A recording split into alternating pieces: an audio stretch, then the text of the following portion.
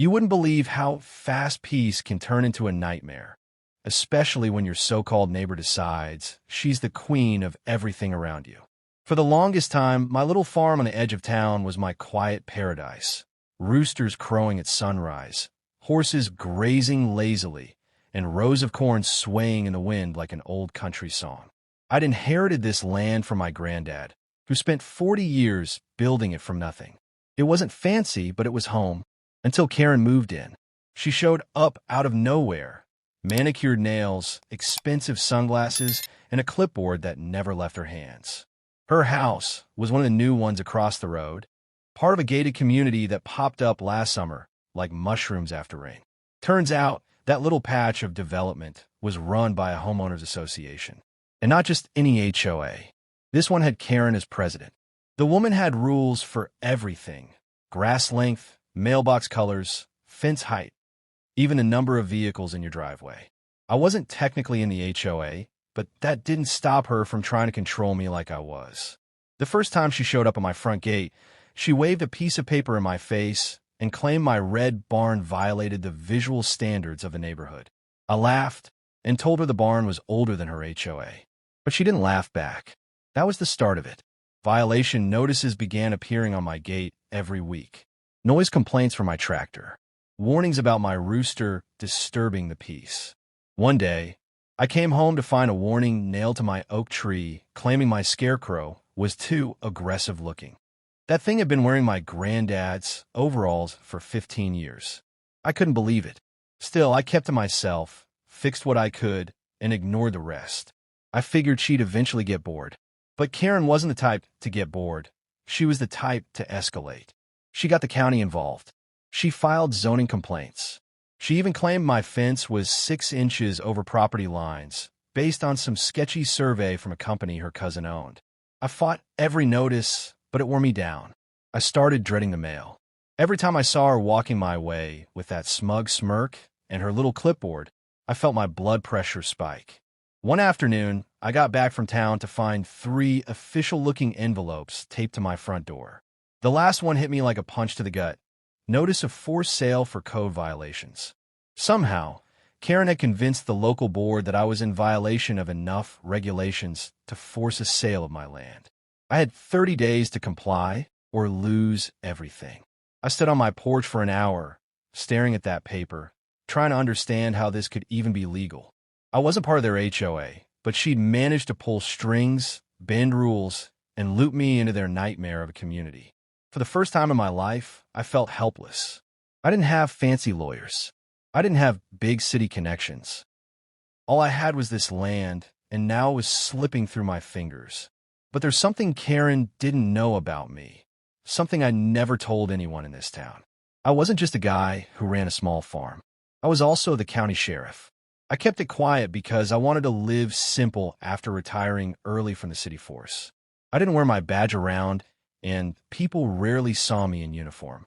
It's amazing how different folks treat you when they don't know who you are. Karen thought I was just some hick farmer with no power, and that was her first mistake. Still, I didn't use my badge. Not yet. Instead, I started making phone calls.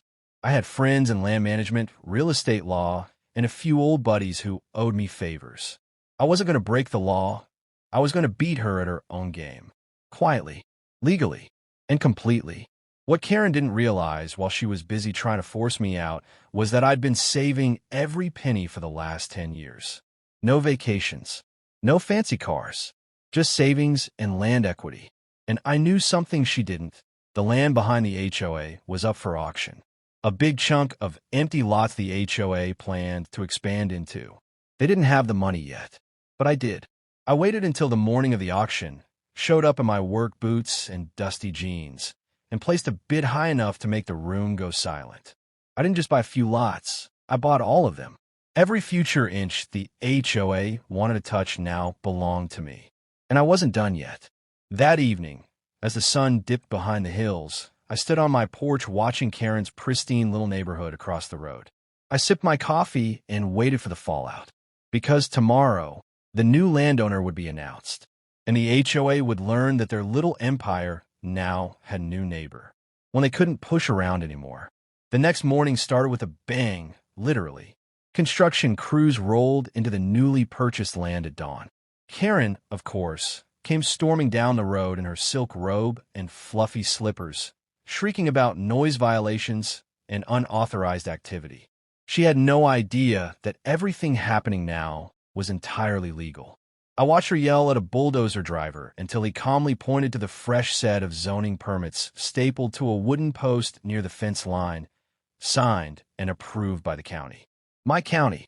She spun around and locked eyes with me, standing at my gate, coffee mug in hand, trying not to grin. Her face twisted in confusion, maybe even fear. That was the moment she realized something had changed. By noon, word had spread across the entire HOA. Karen was no longer in control of their future. Flyers went out. Emergency meetings were called. Rumors flew faster than the wind across the fields. Some claimed I was building a giant livestock yard. Others said I was putting in a fireworks store. A few panicked souls even whispered I was turning the area into a shooting range. I didn't say a word to confirm or deny anything. I just let the tension simmer like a pot on the edge of boiling. Karen couldn't handle the uncertainty. She came to my gate that afternoon with a new folder, puffed up chest, and her usual fake smile. She tried to hand me a cease and desist letter, claiming I was violating HOA expansion rights. I didn't even have to speak. I just handed her a copy of the property deed with my name on it, stamped and signed by the same board she'd used against me. Her eyes darted over the paper, and I could see her lips move as she reread it again and again, trying to make sense of what was happening. She looked up at me, clearly rattled. "You can't do this," she hissed. I didn't need to reply. The backhoe behind her revved its engine and started digging a new boundary trench right along the HOA's fence line. By the next day, every member of the neighborhood was talking. A few brave residents walked over to ask me what my plans were. I welcomed them with a friendly wave and an honest answer. Nothing crazy. Just a little space for a community garden, maybe a playground, something peaceful. And suddenly, their fears started turning into curiosity. Then interest. One of them, a quiet man named Derek, offered to help.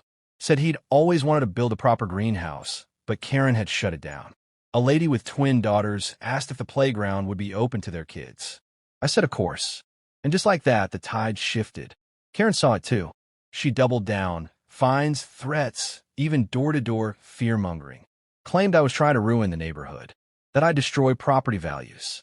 But this time, people didn't listen. They remembered the chickens she made them get rid of, the yard signs she confiscated, the flag she banned, the lemonade stand she shut down.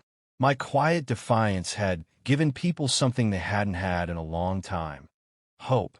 Then came the twist no one saw coming. During my research, I discovered something buried deep in county records, something Karen must have missed. The HOA's founding charter had a loophole. It allowed for the HOA leadership to be replaced if 70% of residents signed a vote of no confidence. That rule had never been used because most people were either scared, uninformed, or too tired to fight back. But not anymore. I printed copies of the charter and quietly passed them out to neighbors who had stopped by my property. I didn't push. I didn't campaign. I just left the truth in their hands and let them decide. Within a week, whispers turned into signatures. The folder traveled from porch to porch, passed like a sacred secret, and I made sure it never touched my hands. Not until the final page was signed. The morning of the emergency HOA meeting, Karen strutted in like always, expecting her usual stage. But the room was different. Packed. Not with her loyalists. Those were few and far between now. But with fed-up residents, tired parents, veterans with stories, and quiet folks who finally found their voices. I stood in the back, arms crossed, watching. She opened with one of her signature speeches, blaming outsiders and radicals for causing division. Then Derek stood up, calm and firm, and handed her the petition. Her face froze. Her voice cracked. She demanded it be thrown out. But it was too late. The signatures were real, verified, and overwhelming. She tried to fight, but the legal advisor from the county, one of my old buddies, was already walking to the front. He read the clause aloud. The vote was valid. Karen Thompson was officially removed as HOA president, effective immediately. She stumbled backward, knocking over her water glass, as the room erupted in quiet applause. Her control, her threats, her clipboard empire, it was all gone in seconds. She turned to look at me, and for the first time, I saw genuine panic in her eyes. I didn't smile. I didn't gloat. I just tipped my hat and walked away. By the time the sun rose the next day, Karen's world had already started to collapse. Word of her removal spread like wildfire. Neighbors were actually smiling at each other again, chatting on sidewalks that had once been silent under her rule. For years, she'd ruled the HOA like a dictator, shutting down barbecues, dictating curtain colors, and even fining a teenager for having too many friends over on a Friday night. Now she was just another homeowner, stripped of power, standing in the ruins of her own empire. But I wasn't done yet. While the neighborhood was still buzzing from the meeting, I quietly made another move. You see, while Karen had been focused on fining people over porch decorations, she hadn't been paying her own dues. Her house, her perfect little palace with matching flower beds and a bird bath imported from Italy, was on the verge of foreclosure. Not because she was broke, but because she was so sure of her control that she'd ignore the one rule she made everyone else follow: pay your dues on time. Turns out, she'd racked up enough violations of her own for the board, now under new leadership, to vote for property seizure proceedings. That's when I stepped in. Through a shell LLC I'd already prepared, I placed a private bid on Karen's house the minute it hit the internal HOA auction list. And just like that, I bought it. Every tile, every light fixture, every inch of her overly regulated kingdom was now mine. I didn't tell anyone, not yet.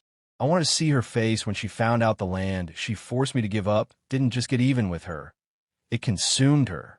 The very next morning, Karen marched down to the HOA office with a letter in hand, claiming she was being unfairly targeted and illegally evicted. She demanded to speak to the president. The new president, a retired school teacher named Mrs. Green, calmly informed her that the home she once ruled from was now under new ownership. Karen turned pale. She demanded to know who bought it. Mrs. Green pointed to the paperwork on her desk. Karen read the name. Then she read it again. Her lips moved slowly, and when she looked up at Mrs. Green, her voice was barely above a whisper. No, that's not possible. But it was. I showed up 30 minutes later with the keys and a new padlock. I didn't gloat. I didn't need to. The neighbors gathered on their porches as Karen packed her car in silence, loading her designer bags into the trunk while pretending not to notice the eyes watching her. Someone offered her a cardboard box. She ignored it. Another person asked if she needed help.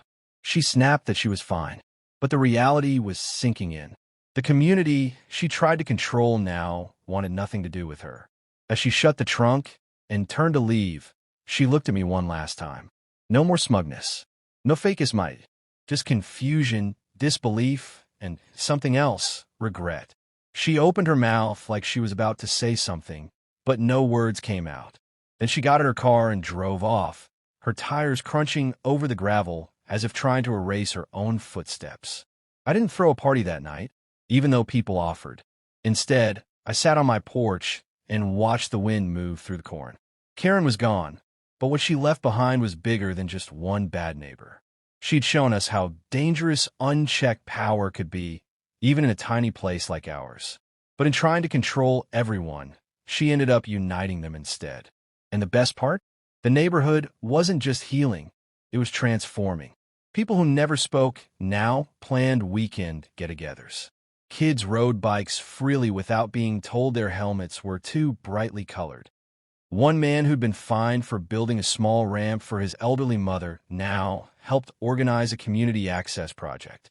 Mrs. Chun, who had once been threatened over her pink rose bushes, now ran the HOA garden club. Derek, the guy with the greenhouse dream, already had tomatoes sprouting and gave away seedlings on Saturdays. Everyone was breathing easier. Meanwhile, I began working with the new board to fix what Karen had broken. We rewrote policies, removed absurd restrictions, and focused on what truly mattered: safety, inclusivity, and kindness. People weren't afraid anymore. The clipboard was gone. The neighborhood felt like a neighborhood again. But one more surprise was on the way. one that none of us saw coming. Something buried in Karen's emails and files. Something that would shake the story even more. Because while we thought the saga was over, it turns out Karen had one last secret tucked away, and I was about to find it. A week after Karen left, I got a call from the new HOA treasurer. Her voice sounded shaky, not scared, more like stunned. She'd been sorting through old records in the HOA office, trying to organize the disaster Karen had left behind. And tucked inside a locked drawer labeled Private Correspondence was a folder that didn't belong in any HOA office. It wasn't violations or fines. It was something else, something deeper. I drove down immediately and found her sitting in the back office with a file open on her lap. Inside were contracts, emails, and bank transfers. Karen hadn't just abused her power. She'd profited from it. The documents showed she'd been using HOA funds to secretly buy up small patches of land connected to the neighborhood, then flipping them at inflated prices using shell companies. A few of those companies were tied directly to the same contractor who built the fancy gate, the overpriced streetlights, and even the HOA office's granite countertops. She had turned the HOA into her personal piggy bank. But that wasn't all. The most jaw-dropping part? One of the companies had been trying to push a deal to buy the last remaining open farm in the area, my farm, months before the for sale was even issued. She hadn't just wanted to force me out because of some visual rule. She wanted my land. She wanted the whole region to be turned into luxury condos, complete with fountains, artificial lakes, and a private golf course. I was never the problem. I was the obstacle. And she'd done everything in her power to remove me. I sat in silence for a long time. Then I picked up the file, took pictures of every single page, and forwarded them to the district attorney's office. I didn't want revenge. I wanted justice. It wasn't just about me anymore. It was about the dozens of people she'd manipulated, fined, and silenced while building her quiet little empire. Within days, an official investigation was opened. Karen, who had thought the story was over, got served with charges of fraud, embezzlement, and misconduct. She'd been kicked out of the neighborhood, but now she was headed to court. The news hit local TV and exploded online.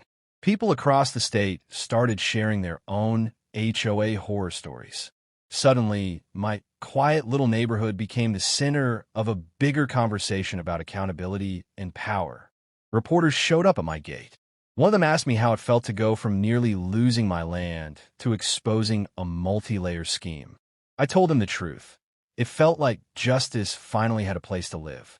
But the best part? What came after? The neighborhood formed a volunteer committee to turn Karen's old house into something meaningful. Instead of selling it to another homeowner, the new HOA board voted to turn it into a community center. Now, kids run through the halls where Karen once held secret board meetings. Seniors host potlucks in the kitchen she once guarded like a fortress. There's a free library in the living room and a public garden where her manicured lawn used to be. Her legacy of control was replaced by something better. Connection. My farm.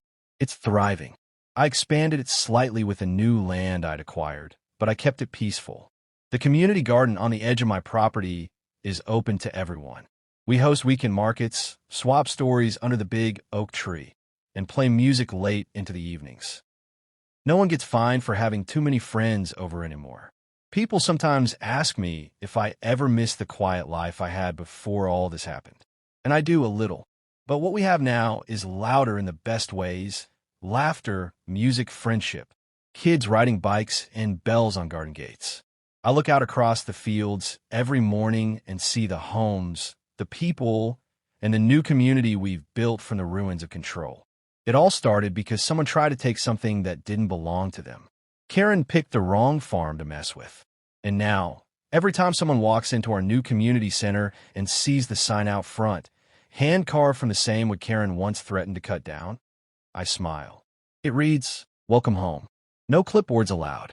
And just like that, peace didn't just return. It evolved into something stronger. Something built on respect, on freedom, and most of all, on the lesson that even the smallest farm can take down the biggest bully if you stand your ground, dig deep, and fight smart.